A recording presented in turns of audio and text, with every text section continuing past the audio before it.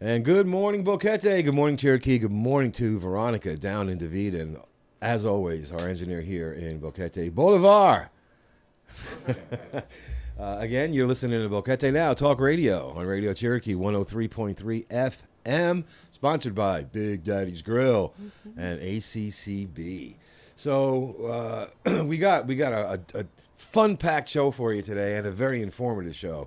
We're going to start off with Priscilla Gomez. I'm going to introduce her in a second. We got Dave Nichols, who's waiting in the wings over there.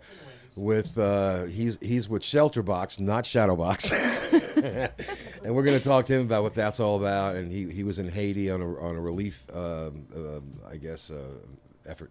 You know, we're going to talk about that. But first, we have Priscilla Gomez. You probably know her on Facebook as Priscilla Raquel. Yes. I've known Priscilla for years now, Yeah. and she's got a venture called Nodri Cocina Panamanian. I pronounced that right. Good job. Yes. I have trouble with the word cocina and a variant of that word, which is not very pleasant. But anyway, she has something coming up here, Sunday, Yes. 2 days from now. Yes. And I'm just going to, my Spanish is okay, but it's not okay enough to pronounce some of these words. So what's the name of the event? So the event is Raíces, which means roots. And so the idea for us is we're going to have a day celebrating Panamanian culture and amazing food. Nice, from the Foodie Gringa. Yes, from La Gringa Foodie, yes. La Gringa so Foodie. this is part of, it's a joint venture they've been doing with the restaurant. And so I'm really, really excited about this, bringing in a chef from Panama City, Jorge Jurado. He has been a judge on MasterChef Panama since the beginning. So he has a clue. Yeah, so he has a clue. Yes, he's a very renowned cooking professor here. So being able to partner with him on this is really, really exciting. That's so nice. yeah. And who's David Mendoza? So David Mendoza is David Mendoza is one of our better known pastry chefs here in Panama. They talk my language. Yes. So he's worked with Charlie Collins in developing of the Tash cookbooks that a lot of people know that celebrate Panamanian cuisine again. And so he's partnering with us with the part of like desserts and some of the pairings for our coffee liqueur and things like that we'll be offering as well. You're killing me. So this and Alexander Rojas is your... Yes. So he's our chef proprietor of Nodri, which some people pronounce Engadri. It's fine. Some people meaning most of us. Yes, most of us, yes. So this is a celebration of Panamanian cuisine, right? So yes.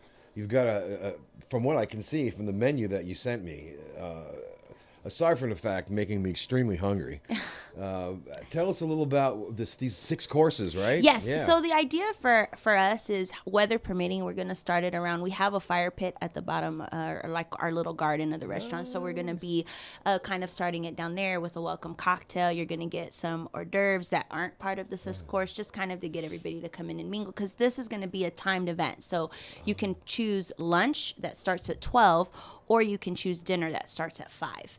And then after that, you're going to go inside, and then you're going to have a salad, but again, with the Panamanian twist with chiricano bean.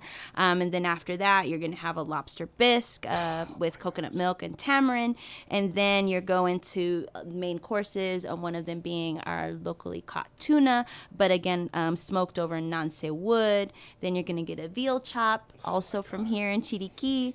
And then after that, of course, we'll do a palate cleanser, just because you got to kind of, as one you know, does. you got to do that. And then after, dessert is also going to be a pavola of strawberry with mascarpone mousse. And then after that, if I'm not mistaken, we'll also be doing a coffee liqueur digestive as well. So at the end, to kind of round it all out. This sounds so much better than the bowl of Captain Crunch I had this morning. Right? I know, right? I should have brought samples. And yeah, and then all of this too, part of the lunch and the dinner, we're going to have some typical dances. A group here, a folklore group, they're raising funds to go and represent Panama and Colombia. So we're helping them out, and they're going to be there's going to be a couple of them coming to and dancing some cultural dances. Dinner and a show. Yeah, it's a dinner and a show. Dinner and a show. I'm looking at this menu and I'm thinking, This is so much better than the bowl of Captain Crunch I had for breakfast this morning.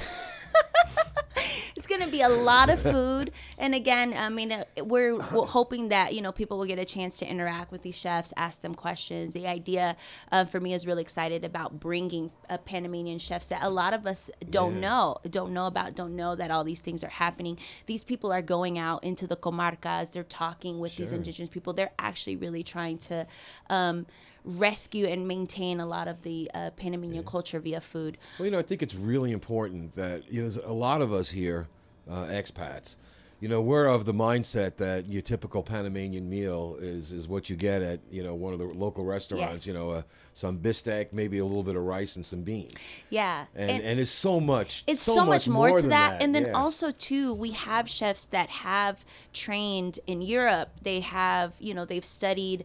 Like with our chef, he spent a lot of time in France and in Spain. He studied in Peru, spent some time in Colombia, and even in Colorado. Yeah, So these are people that have come back, and they're actually very interested in promoting Panamanian cuisine, but also incorporating a lot of these global techniques and just making it really fun to eat Panamanian food, even if it's something like familiar, like an arroz con pollo.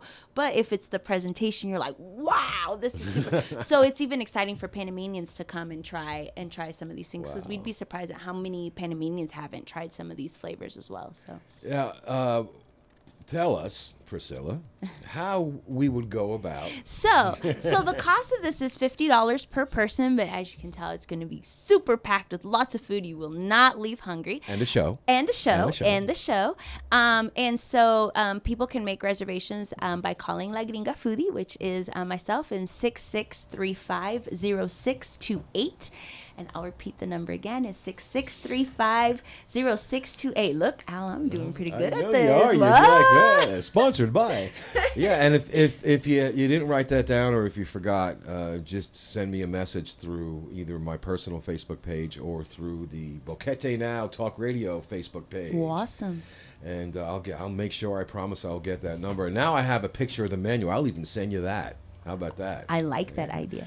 So the name of the restaurant is Nodri Cocina Panameña. Yes, so Nodri is located in the former Colibri in Isla Verde. So as you're heading down, the road for Boquete Sandwich Shop are going down. I guess you can't come in that way. Well, you can follow the signs for Valle Escondido. You can follow the signs of Valle Escondido. We're right there on the corner there. So, and if you guys have any questions, definitely you can reach out to myself or Al. So I'm excited. Hope to see you guys Sunday or any other day after that. Any other day, yeah. Absolutely. And I'm going to come down there with Day, and we're going to try out your executive lunch, which is Sundays, right? No, the executive lunches are Wednesday, Thursday, and Friday. And what we're trying to do there is just make something affordable, but also still with fresh, kilometer zero ingredients.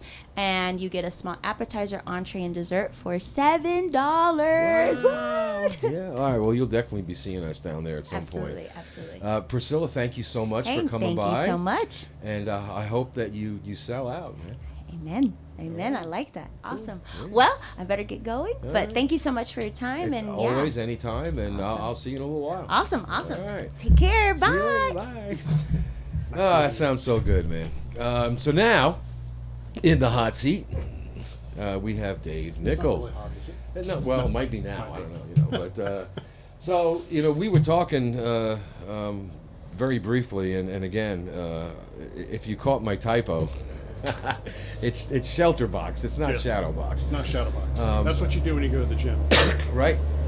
And Dave and I are both Rotarians, and wait, it's one of the things about live radio outdoors is when you get a big truck coming by, you have to be quiet for a second and let it do its thing. That's a big one too, isn't it? Yeah. You don't see. I live in an old Panamanian neighborhood, and the streets are very narrow. And this big bus came. I'm like, how do you even get? You got to give props to these bus drivers, man. Yeah. I can barely get my car around that Yeah. turn. Okay, I think they're gone. But anyway, at our last Rotary meeting, David given an account of the humanitarian relief effort in Haiti. Yeah, as you know, they had a massive earthquake not too long ago, and you were part of that. Of that relief effort. So, welcome to the show. Thank you. And thank you for coming here. Thanks. So tell us what is Shadowbox? Okay. Let's start with that. Yeah. Because I don't know anything Shelter about, box. I don't know anything about shadow box. yeah, it's like I have this internal autocorrect. Oh, so it wasn't spell check. It was you. It was probably me. All right, what's Shelter So, Box? just real briefly, Shelter Box is a British charity, a nonprofit, Yeah. and they do work in the disaster field. It started actually in a Rotary Club. Oh, okay. Because you missed my talk at Rotary. So it started in the Helston Lizard Rotary Club in England. Some Rotarians just saw a need and wanted to do something. They started in 2000. It was their millennial project for the club. A lot of Rotary clubs have projects like we have the Manchichi project Sure, here. yeah. So a lot of clubs have projects that grow into bigger things. And now it's a really large organization. They start off wanting to serve 8 to 10 people a year because that's what they could afford. Right. But basically, they started with a box, and they said, what will we need if our houses got knocked down? And so they need a tent, cooking gear, blankets, and they just went through and got all Sure. that. And that became our first shelter box, basically. Yeah. And we've grown from that. Now there's other things that we have involved, and we've grown to where we really look at the disaster and see what the people need as opposed to saying, Here's a box. Yeah. So it's a really neat organization. It's fairly small. We're not well known even in the Rotary world, even though we started as a Rotary club. So what we do, our function is we go into a disaster area right afterwards, or people displaced by war or conflict, and we provide emergency housing. So we didn't build houses. We do emergency housing after disasters. Like the tents you were talking Like about. the tents. In the case of Haiti, they won't allow us to bring tents in. Right, yeah, and I remember you explaining Yeah. that, and that to me was very interesting, and I understand why. People are going to say, "Well, how come you're not providing tents?" And I definitely want to get into Haiti. Yeah. I had friends of mine that were down there previously. That was several years, more than several years ago, when that big earthquake hit. Right, in 2010. Port-au-Prince. Yep. And That was our largest. 2010 was our largest response, only behind Syria. We put up 28,800 tents in Haiti after the 2010. That's not a small thing. I mean, you just said we're not that big, but Well, as an organization, we're small because there's a lot of volunteers involved. So I'm a volunteer. I'm not an employee. I don't get paid when I go. And right now in the world, there's about 120 of us that are trained to be response team members, what I do in a disaster. And it's about a year-long process. They usually get about 1,000 to 2,000 people applying resumes. At the end of a year, they end up with about 16 to 20 people. okay. It's very intense. system to get involved in the U.S., in North America. You go to a 4-day session in Texas. Basically, they put you through lots of stresses and see if you've got the mindset to do this. Sure, a lot yeah. of us are type A's, but because we work in small groups, like the group I was just with, there were only 4 of us. Yeah. And so I'm not in charge of that group, even though I'm normally in charge of groups when I worked or was in the military. Right. So, I'm okay with that. And some people aren't. So they weed those out. Same thing in Australia. New Zealand has a course and a couple in Europe. And then we come together in England for 10 days where they train us on everything we need to know, how to get stuff into customs, how to do the logistics work, how to do the case work. Everything. So there's only 4 of us out there, 2 to 4, and we do everything. And that's what I was doing in the beginning of Haiti. I was on Team 1. Now, with situations like this, and I don't really have a whole lot of experience with this. I was on a fire department a lifetime ago, and we assisted in disasters, Sure. hurricanes, and whatnot. But it was very limited. In these some of the areas that you go into, there's a lot of military conflict, a lot of political conflict. There's you had mentioned that getting the aid past pirates, I guess, highwaymen, Yeah. or is a problem too. But and I would like for you to take us through, a typical thing. But what was interesting to me is why Haiti wouldn't allow the tents. Right. So it's not just Haiti. There are a lot of countries, there are some countries we work in where they would rather not have tents because it becomes a management problem. So from Shelter Box's viewpoint, the best thing we can do if we're using tents is put it on the person's home property. We don't want to build a camp. That's the last thing we want to do because we don't do Right. camp management. Yeah. So if you build a camp, then somebody has to take care of medical, water and sanitation. Somebody has to do camp management, and that's a lot of work for It's like the government. basically setting up it's a a small town, city. setting up a small city. Yeah. And so in the case of Haiti, they just didn't want more tents in there. Because there were still tents. There were still people living from 2010 quake in tents and other structures that weren't fixed.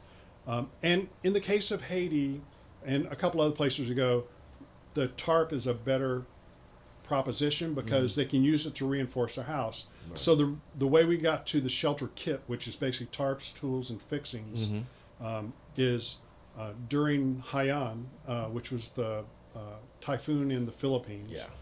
We spent 2 or 3 months there on 3 different islands. We spent 6 months there on 3 different islands. And there were people that we couldn't help because they didn't have enough damage to warrant a tent. Yeah. Because we have a criteria we go through. But a tarp would have helped. Sure. And so the shelter kit kind of came out of that. In the case of the Philippines, we ended up buying tarps on the market. Sure. But that's where the tarps came from. So in Haiti, not to jump to the beginning, but in Haiti, we worked with a partner in country. Okay. So we started off, 4 of us deployed, 3 from England, me from the U.S., to Santo Domingo in the Dominican Republic. We wanted to get in the same time zone as Haiti, and we wanted to start the work before we went in because we knew there were problems in Haiti. Yeah. Haiti's quite unstable right now. Their president was assassinated. Yeah, that's There's a lot of internal government strife that we don't want to get involved in, and the gangs are doing a lot of stuff there. So it's quite a sketchy place. yeah. For us. So we started in Santo Domingo, and we started working two teams. So myself and my partner Kitty, who's a logistics specialist, we started working on getting the kit in country. Yeah. And we brought in 71 tons of aid into Haiti. Excuse me. And it came from here in Panama.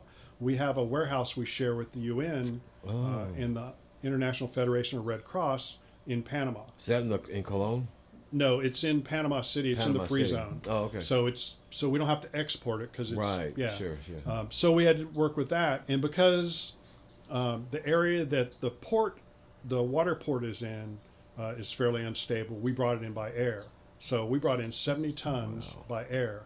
So we had to work with partners. So Kitty and I were working on the requests, the customs paperwork, working with a partner called Airlink, who's a nonprofit that fly stuff Sure, yeah. for disasters, and getting that stuff in, and then working with partners in Panama to bring it in to our partners, which was Habitat for Humanity in Haiti. Nice. And then the other two people on the team were working on security, connections with partners with Habitat for Humanity.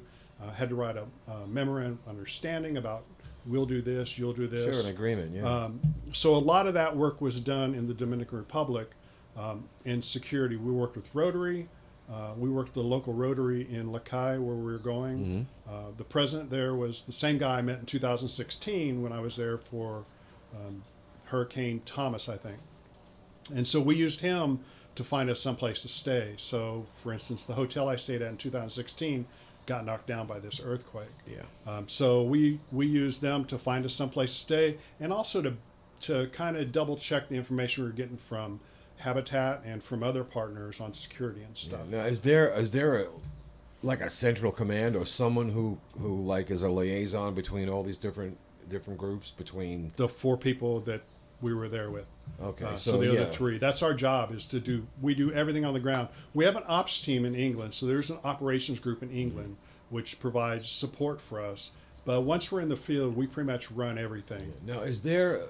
You mentioned the logistics and getting all this aid in by boat, right? Because No, we by flew it. air because Came there in was by air.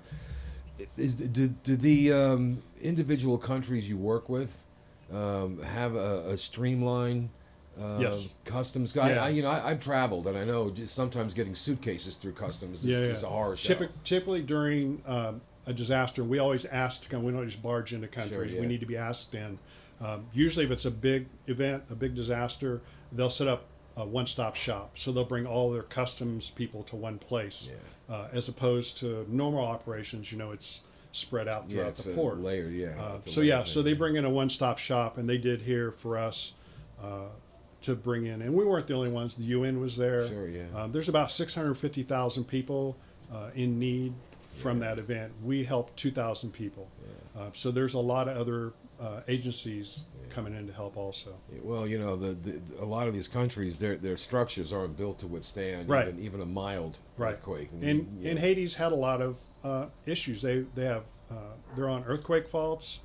They get hit by hurricanes quite a bit. Yeah. I'm pretty sure Shelter Box, I think we've been there 6 times since 2010, mostly for hurricanes. So now this stuff is flown. Is it flown into Haiti or is it flown into the Flown DR? into Haiti. It's flown into Haiti. That would be another customs mess if we flew it into the DR and then out of the DR. Yeah, so it's flying into Port-au-Prince. So when I guess they're in containers or pallets. They're in pallets. They're pallets. Yeah. Well, that's air cargo's pallets. Yeah. So you mentioned you needed a security team. What are some of the things that you guys face trying to get this aid from the airport to where it has to go? So that's a really good point. So we fly into Port-au-Prince, which is the capital of Haiti, and then the area we're serving is called Lacaille, and it's in the south part of the country, and it's about a 6-hour drive. Okay. It's a 40-minute plane flight. It's kind of like going from here to Panama City. It's a 40-minute flight or a six-hour drive. Yeah.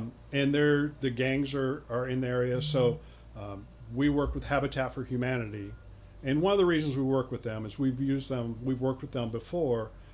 If you remember last November, we had the double hurricane that hit Nicaragua, Honduras. Yeah. So we work with them. We caught the tail end of that. Right, we caught here. the tail end of that, but they caught the brunt. Yeah. And so we worked with them on that and a couple other places. So they're already on the ground. We're people from another country, and coming in, it takes us a while to figure the place out, and we're only there 3 weeks. And then another team comes in. So they're already on the ground working, and they're working with the people in that area that we want to serve. They build houses. That's what they do. So they were our partner, and once we brought the gear in, we transferred it to them, and they got it down to Lacaille. They're able to drive places that I can't go. Yeah. Well, no, that's And a so reality. that's why you use partners in country, and we do that in every country that we go to for everything from drivers to interpreters, places to stay. I've slept in people's houses before. Yeah. So it's really important to have that partner in that country. And a lot of people. I don't think a lot of people realize the prevalence of gangs in Central and South America and Mexico as well. I mean, you always hear about Mexico, but And the U.S. Well, yeah, that's true too. But you know, we're kind of fortunate here in Panama. I was down here in the early '80s, and it was a completely different place.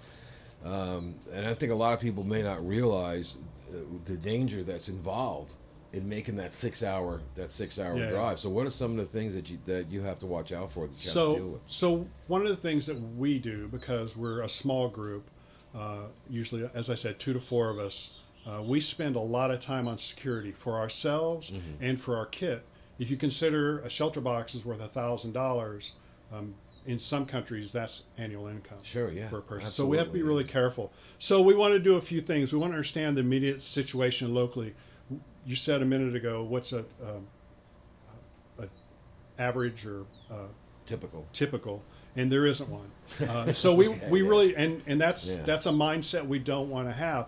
We want to know, can we get there safely? Sure. Can our kit get there safely? Does the government want us in there? Yeah. Are there restrictions the government has? We want to understand what the people need. As I said a while ago, you know, it used to be we had a box, and if that didn't work, I'm sorry. Yeah. So we really look at what do the people need in the area. An example of that is I went to Serbia for flooding, and they were doing okay. And what they really needed, because they lost their power stations in the flood, so they needed lights. So we brought in the biggest thing they needed was solar lights, and that's what we brought in. So we want to understand what the people want.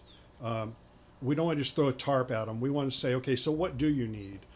So we want to look at that, do a full assessment. So it's, you know, the earthquake happened, and we probably didn't get aid on the ground for about 3 weeks, which is really fast when you consider coming in from another country.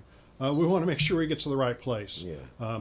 A lot of times you'll see in disaster, people start at the flagpole, like where the planes land. Right. We look at where is nobody serving. So we can go as far away, because we're small, we can go as far away from the airport as possible and start serving people who the bigger agencies will take a while to get to. So we want to make sure we get to the right place. And we also want to coordinate with those other agencies, because we don't want to serve this family and then have another agency come in and give them the same stuff. So we want to coordinate with whoever's on the ground. And I already talked about partnerships. That's really important to us. Our partnership with Rotary, partnership with Airlink that flew the stuff in, partnership with Habitat for Humanity. The thing about Rotary, and you mentioned earlier, I'm a Rotarian, I have been for almost 10 years. When I go somewhere, I typically look on the app. There's an app for Rotary. You can look up a club and send them an email and say, here we come, and here's what we need. And that's what we did in Haiti. So partnerships are really, really important. And it's not just us giving aid, transferring aid to somebody. We actually flew into Haiti and went down and trained Habitat, train their engineers on how to use our kit properly. Wow. Well, that's yeah, it's really important, because they're engineers and they build houses and they have a schematic to build it, and we don't have a schematic because the tarps are large enough that you can pull them apart. You can use them for walls, roofs. So you have to meet the need of the family, not a schematic. So we went down and did the training, and then security. I keep talking about that. And Shelter Box is really big on protecting us. So can we get to the airport safely? Can we get from the airport to the hotel safely? Can we get from the airport to the area we're working in safely?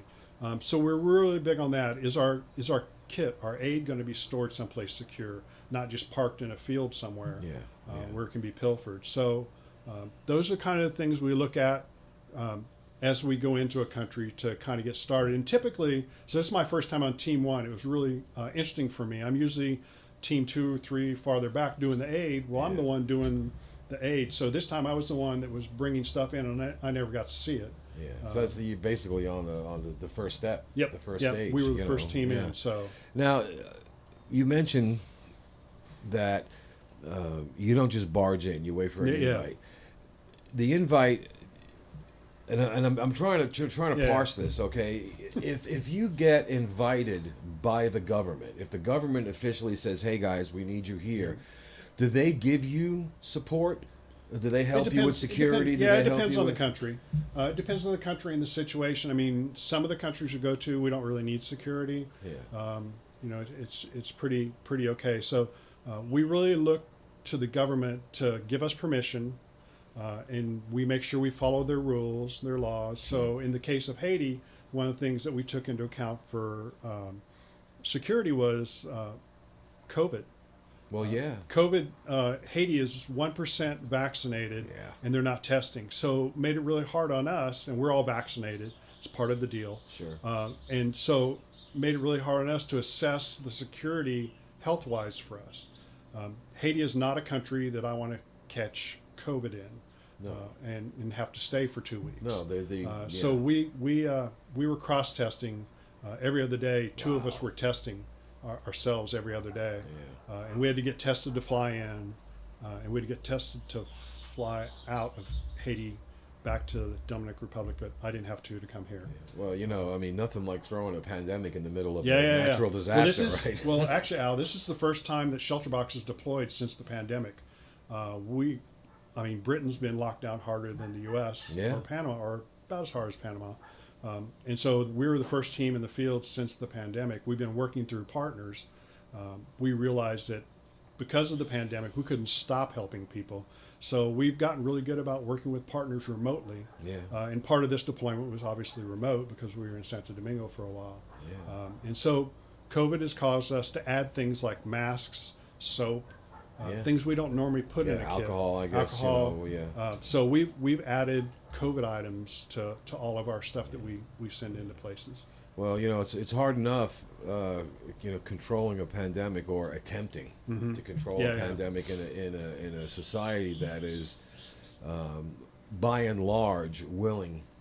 Right. But when you have either a lack of education or just a lack of information, Right. Combined And with infrastructure. Yeah, and combined with a hurricane or Earthquake. earthquake. Yeah, it's. I'd imagine that it's very, very difficult to get all this together and working in concert. It is. Especially with the state that international travel is in. Right. Definitely. Just getting around, is difficult. It's a challenge. So did you have the cooperation of the Haitian government with this? Because I know their government is a little in flux right now. Yeah, they're in flux right now. But the people taking care of the disaster side of it are holding meetings with the agencies, the UN, us, other agencies that are in there. Well, you like to think that Customs is the government. So you like to think that if your country is really, really hard hit by any natural disaster, that the government is going to do whatever they can and accept whatever help they can to get their infrastructure rebuilt and get housing and all that done. Mm-hmm. Have you been in an area or have you experienced with being in a country where there's hostility against what you're trying? No, I have not. Because you hear about that. And we do end up in some of those places. So Syria, the Syrian crisis is our longest running event. So we have been working on the Syrian crisis since it began, both in Syria and outside of Syria. So we've built camps, the things I said we don't like to do, in concert with others in Lebanon, in Turkey, and in Iraq for people leaving Syria.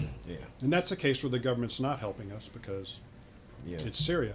But in the country, we work with partners in Syria for people who stay. And we don't use our normal shelter box kit because I talked about Rotary being, a really big part of where we came from. We're not part of Rotary, but that's where we came from. Sure, yeah. So a lot of our kit has the Rotary emblem on it. Oh, nice. And that's just to pay homage from where we came from. That we came from a Rotary club. So we use something different in interior of Syria. We look at blankets. We look at heaters. Plastic sheeting to cover the windows because they've been blown out, and we use partners to do that. So there's no shelter box people going in this area. Well, it's, and I know this. This is you're just trying to help people. Yeah. Just trying to help the individuals and families, and I think it's very easy, especially for those of us from North America, to look at a people group and say, well, why are we helping them? Mm-hmm. We're at war with them. You got, it's sometimes you just got to realize, the military is at war with the military. These are folk just like you and me. They're not after anything but trying to get their homes rebuilt and trying to live some semblance, of a normal life. And that's what we want to do. We want to help them get back to some semblance of normal life. Yeah. And in the case of Haiti, so we're helping 2,000 families through Habitat for Humanity in Haiti. And then the plan is the Habitat for Humanity is going to target some of those families to build them a house. An actual physical An structure. actual physical yeah. structure, not what you and I think of a house, a small structure. But Sure. but they build houses up in the mountains in the damage zone where the roads were pretty much destroyed and the houses didn't fall. So they built some really solid homes. So they're a really good partner for us because they build houses. Yeah. And so by helping these 2,000 families, they'll take a percent. They're not going to build houses for all of them. They just don't have the They don't time have or the the money. resources. Yeah. But they're going to look at the ones that need the most help, which is what we do. Yeah.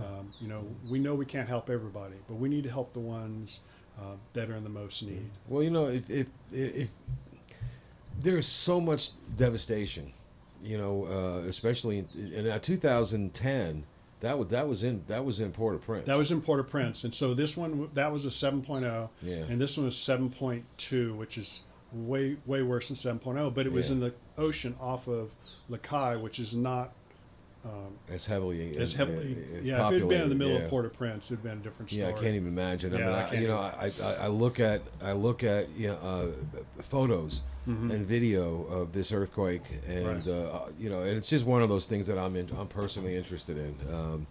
Is how the logistics involved in getting to some of these places. Sometimes we think.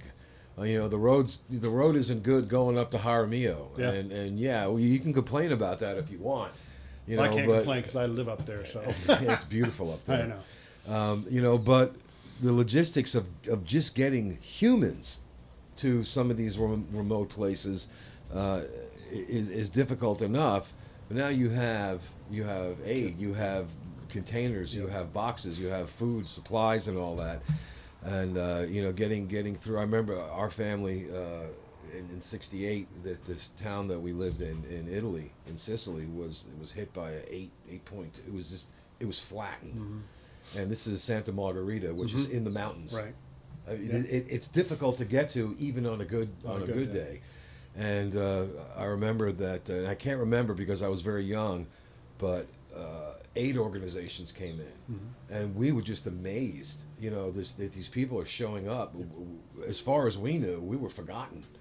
There's no Palermo is hundreds of miles away, and nobody ever. When we had to go get major supplies, we had to go down from that mountain down into Capri di Leone where it was flat, and we were just absolutely.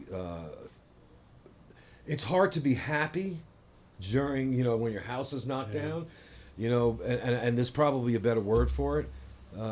But seeing that we're not forgotten, that people haven't forgotten about us, that people care about us, that it didn't matter who we were, what we look like. These organizations are coming in to make sure we have food, to make sure that we have some semblance of a roof over our head, clean water, and the feeling that you get is it goes beyond gratitude. It's to the point where it's life-saving. Like if these people hadn't come in, you can't see how would you survive without water, without food, without just even the basics, shelter. Right. So excuse me, I smoke way too much. So your partnerships, you mentioned Habitat for Humanity, which is a internationally known and very well respected organization. Absolutely. As you might know, our former president, Jimmy Carter, is very involved with them, from my home state of Georgia, by the way. This Airlink? Airlink. Are they an international organization that does this too? Yep. Yeah. Yeah. I can't imagine the complexity of coordinating all of this. It is very complex. There's a lot of time. I don't know how they did it before computers. We spend a lot of time. I say that a lot, though. Don't we say that? Yeah, I guess. Yeah. But that's what we did for 2 weeks is we sat in a room and we talked to people on the phone. We did forms, did stuff online, looked things up, and just getting the basic electronic paperwork together Yeah. to get it released from Panama from the UN warehouse, to get it to the plane at the right time, to get it on the plane at the right time so the plane can take off when it's scheduled, to land, to have somebody there to meet it, To receive the goods. to receive the stuff, and get it through customs. It's a lot of steps that we have to line up, and as you can imagine, if one of them, doesn't work out, it costs more money. Well, sure, yeah. Typically, when you're shipping stuff through an airport system, those trucks only make money when they're moving. Yeah. And so if they have to wait because you goofed up the time, then you have to pay for You that have to time pay them, sitting. Yeah. And They're so not volunteers. Right, they're not volunteers. Yeah. And so, that kind of leads to where our money comes from. Shelterbox is a nonprofit, a charity in England, nonprofit in the U.S. There are about 14 affiliate countries that work with Shelterbox in the U.K. So Shelterbox in the U.K., in Cornwall, is our headquarters. And then in the U.S. we have an affiliate, and there's affiliates in Germany and a bunch of the European countries, Australia, New Zealand. And what the affiliates do is they do fundraising and volunteer management. So all of us are volunteers that are response team members. But in the U.S. there's also a small group of volunteers that are ambassadors, and they do what I'm doing right now, is go out and talk about Shelterbox and help raise money. Shelterbox doesn't take any government money. Right. I was going to ask about that. Everybody always does. So the main reason for that is anytime you take money from a government organization, there are strings tied to it. Only used in this place. Right. Yeah. Has to be done by this date, and we are very flexible. So it places limitations on what you can do and where you can go. Yeah. We don't want. In the case of Syria, that's different. We do targeted fundraising for Syria, but not for any place else right now. Syria is not going anywhere anytime soon, and there's a lot of people in need. But as an example, during the Nepal quake a few years ago, I was still in Seattle, and I had 15 requests from Rotary clubs for me to come speak because they wanted to donate to the event. And I had to tell all 15 clubs that we'd love for you to donate to Shelterbox, but you cannot donate directly to the Nepal event because stuff's already on the way. Right. So we're always fundraising for the next event. Sure. We don't want to wait till it happens to fundraise. Well, no, you have to be proactive. Right. Yeah, I mean, you don't know when a disaster is going to strike, so we're always fundraising. Can't for schedule the an next. earthquake. Can't do that. Hurricanes? No, you can't do that either. So we're always fundraising for the next event, and so Haiti has depleted some of our kit here in Panama, and so now we're fundraising to refill that. So what does Shelterbox do to fundraise? I mean, are there events, or is it just an ongoing? It's just an ongoing within the UK and within the US. They have major gift officers. As I said, in the US, I hope I got this number right. It used to be right. About 40% of the money that the US raises for Shelterbox comes from Rotary clubs and individuals in Rotary. Wow. And so that money's transferred to UK to fund our operations because it pays for the kit, pays for the training of the SRTs, pays for us while we're on the ground. And so that's really important, that fundraising arm. And that's one of the reasons that I go out and talk about Shelterbox is because we are funded, by donations. And that's also, just to tie that up, that's also why we learn casework, because we want to report back to the donors that we didn't just dump this stuff on a runway somewhere. Right. This went to this family. This went to this family. Oh, that's nice. So we're able to say we helped 2,000 people. Yeah. And so, again, another thing we train our partners on is collecting that data for us to feed back to the donors. Yeah, and in places like Syria, that poses a particular problem because it's ongoing, and there's not really what you would call government cooperation, and there's a lot of political unrest. There's about 12 million people in Syria right now that are displaced or can't go on with their daily lives because of what's going on in Syria. And you look at that and you think, how can I make a dent in this? In a case like Haiti, there are still people that are in need from the 2010 quake, and right? from the hurricanes in between. Yeah. I know it's easy to get discouraged. Obviously, it's a horrible situation, but yet this has to be done. Is there any link between? Because I know that you told me Shelter Box was there in 2010. Shelter Box was there. It was 2014. I was there in 16. They've been there 6 times, but I was there personally in 16. Is there any like if you go into an area that you've helped before, and you run into? I did. Lakai. All right. So do you run into people who are still? So they asked me that in the debriefing. So Lakai was hit by a hurricane, so it's a different kind of damage from earthquake, an earthquake, and so we helped a lot of people with tarps because that's the first place we ran into. They wouldn't allow us to bring tents in. Yeah. So for me, going back to Lakai and seeing the area, it looked quite the same as it did when I was there in 16. Yeah. As a response team member, you pretty soon realize that a lot of times there's nothing coming behind you. We're doing immediate shelter after a disaster, which doesn't always lead to something else. And one of the things I always tell people in the U.S. is we don't respond in the U.S. I think we responded 2 or 3 times in the U.S. Katrina, some other small those ones. major. But the reason we don't is the U.S. they have FEMA, they have the Red Cross, Salvation Army. A lot of these countries don't have that, and so there's no safety net going in. And so I know that countries I've been in that I've helped people, that may have been the last the last thing they they may got. still be, They may still be. Yeah. So sometimes the countries reach out and help the people, and sometimes they just don't have the means to do it. Yeah, and that's something that I think it's important to understand is that when you see a country, a developing nation, or even a nation that's stagnant, that seems to not care about their people. How come they're not doing more? How come they're not providing? People don't understand. It's not that they don't want to; they just don't have the resources. Sometimes you're just overwhelmed.